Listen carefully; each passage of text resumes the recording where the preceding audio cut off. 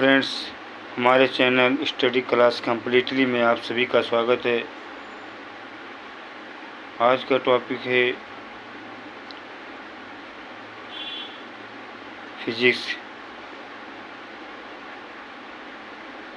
जो क्वेश्चन शेष रह गए थे उसी पर डिस्कस कर रहे हैं।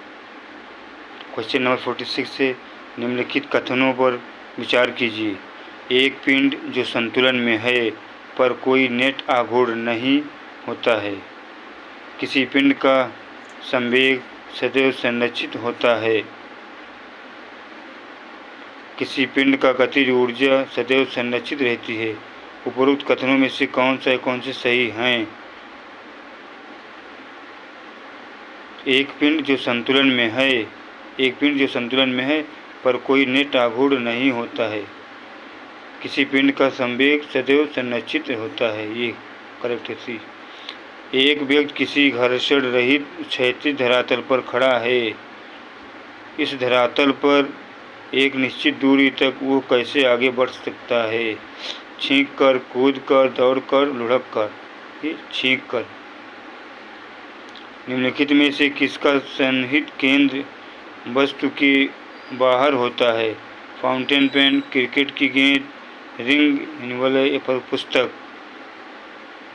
तो किसका सन्निहित केंद्र वस्तु के बाहर होता है? रिंग का। दो समान द्रव्यमान की वस्तुओं की गतिज ऊर्जाओं का अनुपात 4:9 है, तो उनके वेगों का अनुपात क्या है? क्या होगा? तो वेगों का अनुपात क्या होगा?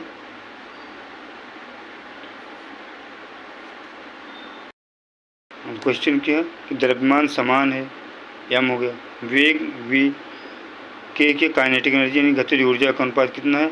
4:9 है, या 4/9 भी इसको हम लिख सकते हैं। और वेगों का अनुपात क्या करना, हमें सर्च करना, ज्ञात करना है। तो क्या होगा? अब इसका अनुपात के वेगों का अनुपात गतिज ऊर्जा का फॉर्मूला का k = ½ m स्क्वायर कर दिया। m समान है और v अलग अलग है ना, यह ज्ञात करना हमें। v1 का स्क्वायर कर दिया, फिर k ½ m क्या हो जाएगा? ½ v स्क्वायर। तो क्या m कैंसिल हो जाएगा, m कैंसिल हो जाएगा, 1/2 कैंसिल हो जाएगा, फिर v1/v2 का होल स्क्वायर क्या होगा? ये जब स्क्वायर रहेगा तो जब हम इसको दूसरे पक्ष में ले जाएंगे, ट्रांसफ़र करेंगे, तो क्या होगा? √4/9 हो जाएगा। तो 4 का स्क्वायर रूट क्या होगा? 2 हो जाएगा। 9 का स्क्वायर रूट 3 हो जाएगा। तो v गतिज ऊर्जा का रेशियो क्या? 2:3 हो जाएगा। ये फार्मूला। अगला क्वेश्चन क्या है?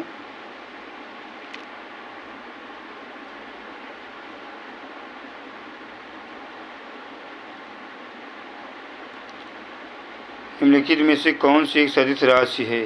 संवेग, दाब, ऊर्जा, कार्य। तो संवेग क्या है? सदिश राशि है। सदिश राशि में क्या क्या होता है? सदिश राशि में दिशा और परिमाण दोनों होता है। अदिश राशि में सिर्फ क्या होता है? परिमाण होता है, दिशा नहीं होती है। निम्नलिखित में से कौन सी सदिश राशि है? समय, चाल, विस्थापन, दूरी। तो विस्थापन क्या है? सदिश राशि है। और ये समय, चाल, दूरी ये अदिश राशि है। पदार्थ के संवेग और वेग के अनुपात में कौन सी भौतिक राशि प्राप्त की जाती है? तो कौन सी द्रव्यमान। तो क्या होता है फार्मूला? संवेग का फार्मूला होता है P = mv।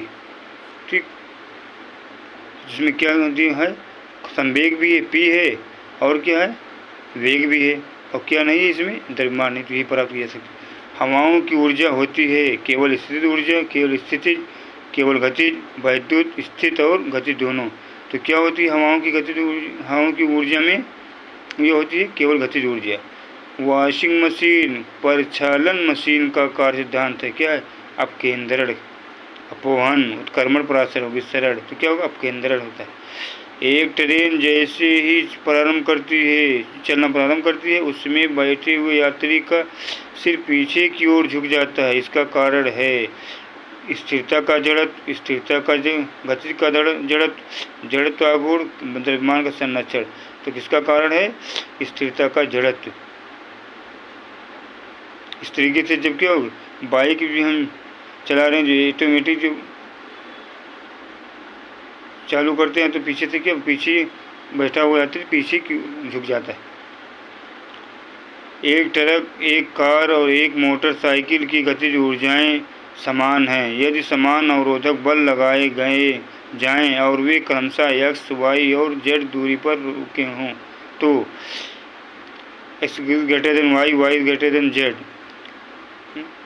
Z is greater than Y, Y is greater than X, C X is equal to Y, Y is equal to Z, X greater than 4y is average at X, क्या correct होगा, C होगा, X is equal to Y is equal to Z.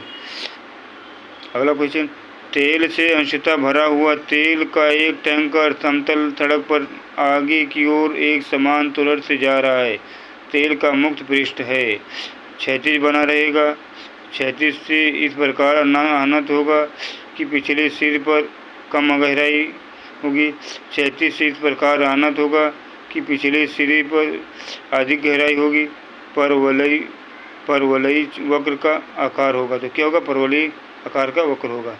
क्या करने में, तेल से अंशतः भरा हुआ तेल का एक टैंकर समतल सड़क पर आगे की ओर एक समान त्वरण से जा रहा है, तो क्या होगा, तेल का मुक्त पृष्ठ क्या होगा, परवलयी चक्र का आकार होगा। निम्न कथनों पर विचार कीजिए। एक तीक्ष्ण वृत्ताकार पथ पर तीव्र गति से जाता हुआ 4 पहियों वाला वाहन क्या क्या होगा, बाहरी पहियों वाले पर उल्टेगा, अंदर की पहियों पर उल्टेगा, बाहर की तरफ फिसलेगा, अंदर की तरफ फिसलेगा, तो क्या होगा, 1 और 3, 2 और 4, 2 और 3, 1 और 4, तो क्या होगा, बाहरी पहियों पर उल्टेगा और बाहरी की तरफ फिसलेगा, बाहरी की तरफ फिसलेगा, बाहरी की तरफ पलटेगा भी। ये ए सही, 1 और 3।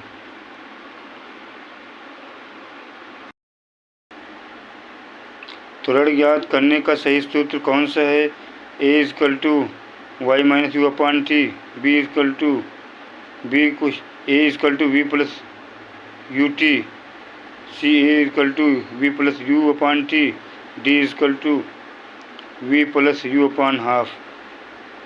ये UPPCS पीरियड 2003 में आया था क्वेश्चन।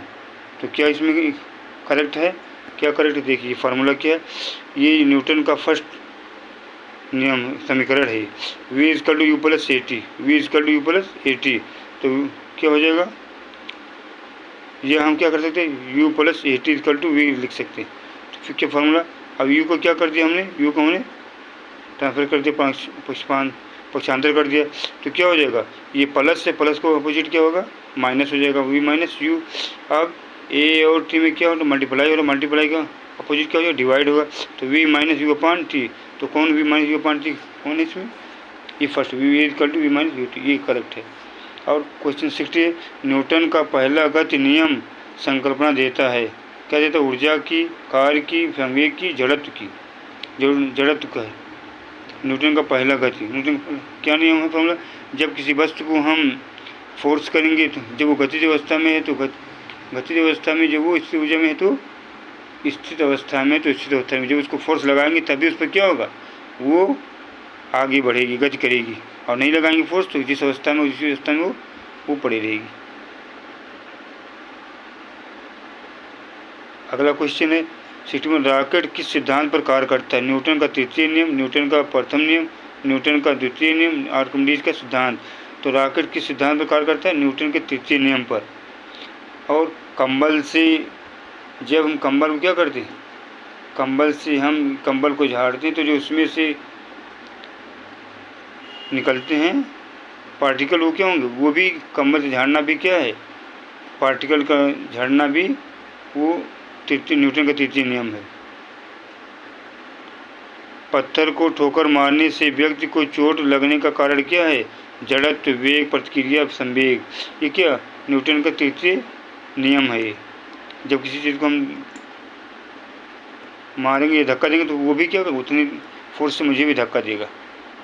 और एक समान गति वाला पिंड त्वरित नहीं होता, त्वरित हो सकता है, हमेशा त्वरित होता है, एक समान वेग होता है। तो एक समान गति वाला पिंड क्या होता है, त्वरित हो सकता है। अगला क्वेश्चन है, लिफ्ट में मनुष्य का प्रत्यक्ष वजन वास्तविक वजन से कम कब रहता है? जब लिफ्ट समान गति से नीचे आ रही हो, जब लिफ्ट तेज़ी से ऊपर जा रही हो, जब लिफ्ट तेज़ी से नीचे जा रही हो। लिफ्ट में मनुष्य का प्रत्यक्ष वजन वास्तविक वजन से कम कब रहता है? जब लिफ्ट तेज़ी से नीचे जा रही हो। अगला क्वेश्चन है, गतिपालक चक्र भाप इंजन का महत्वपूर्ण हिस्सा क्यों होता है? गतिपालक चक्र भाप इंजन का महत्वपूर्ण हिस्सा क्यों होता है? गति को समान रखने में इंजन की सहायता करता है, जड़त्व के संवेग को कम करता है, ये इंजन को शक्ति देता है, इंजन को गति को तेज करता है। क्या करता है? गति को समान रखने से में इंजन की सहायता करता है। अगला क्वेश्चन क्या है, किसी उपग्रह में अंतरिक्ष यात्री द्वारा गिराया गया चम्मच फर्श पर गिर जाएगा, अचल रहेगा, उपग्रह की गति का अनुसरण करता रहेगा, स्पर्श रेखीय दिशा में चलता रहेगा। क्या रहेगा? किसी उपग्रह में अंतरिक्ष यात्री द्वारा गिराया गया चम्मच उपग्रह की गति का अनुसरण करता रहेगा। अगला क्वेश्चन है, दूध को मथने पर क्रीम अलग हो जाती है, इसका कारण है गुरुत्वीय बल का, अभिकेंद्र बल का, अपकेंद्र बल का, घर्षण बल का। तो दूध को मथने पर क्रीम अलग हो जाती है, इसका कारण क्या है? अपकेंद्र बल का। एक समान वेग से चल रही गाड़ी में से एक व्यक्ति प्लेटफार्म पर एक गेंद गिराता है। प्लेटफार्म पर खड़े एक परीक्षक द्वारा देखे जाने वाली गेंद का पथ कैसा होगा? ऋजु रेखा, वृत्त रेखा, परवलय और इनमें से कोई नहीं। तो क्या होगा? परवलय होगा। एक गोली टकराती है और एक अनुप्रस्थ घर्षणहीन मेज पर पड़े एक ठोस ब्लॉक में धंस जाती है। इस प्रक्रिया में कौन सी राशि सुरक्षित है? संवेग और गतिज ऊर्जा, केवल संवेग, केवल गतिज ऊर्जा, ना संवेग और ना ही गतिज ऊर्जा। तो क्या होगा? केवल संवेग होगा। एक मकान की छत से भूमि की ओर एक पत्थर गिराया जाता है, उस पत्थर की गतिज ऊर्जा अधिकतम कब होगी? उसके गिरने के तुरंत बाद, उसकी आधी दूरी तक पहुंचने के बाद, भूमि पर पहुंचने के ठीक पहले, भूमि पर पहुंचने के बाद। तो कब होगी वो? भूमि पर ठीक पहुंचने के पहले। रॉकेट की गति पर निम्नलिखित में से कौन सा संरक्षण सिद्धांत लागू होता है? द्रव्यमान संरक्षण, आवेग संरक्षण, संवेग का संरक्षण, ऊर्जा का संरक्षण। तो संवेग संरक्षण। Thank you for watching.